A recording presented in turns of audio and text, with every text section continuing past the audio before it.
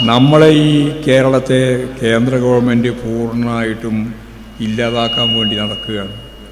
അത് ഇപ്രാവശ്യത്തെ ബഡ്ജറ്റ് മാത്രമല്ല, ഈ കഴിഞ്ഞ 10 ബഡ്ജറ്റും നമുക്കെതിരാണ്, കേരളത്തിനെതിരാണ്. കഴിഞ്ഞ 5 കൊല്ലം നമുക്ക് തരേണ്ടിയിരുന്ന 2.5 ലക്ഷം കോടി കേന്ദ്ര ഗവൺമെൻറ് തന്നിട്ടില്ല. അങ്ങനെ തരാതെ കേരളത്തെ ശ്വാസം മുട്ടിക്കാൻ ശ്രമിക്കുകയാണ്. പക്ഷെ നമ്മൾ ശ്വാസം മുട്ടിയിട്ടില്ല.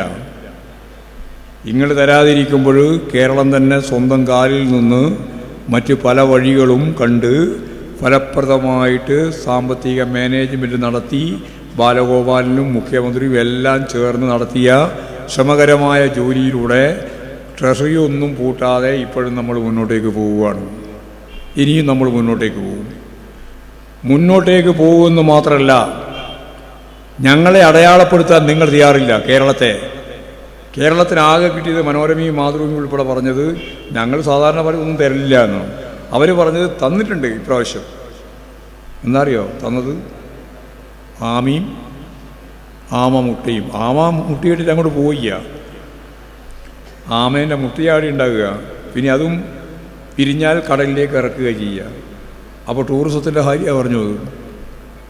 സത്യം പറഞ്ഞാൽ നമ്മൾ അപമാനിക്കുക. കേരളം ഈ അപമാനം സഹിക്കേണ്ട വല്ല കാര്യമുണ്ടോ? ലോകത്തിൻ്റെ മുമ്പിൽ അടയാളപ്പെടുത്തപ്പെടുകയല്ലേ നമ്മൾ.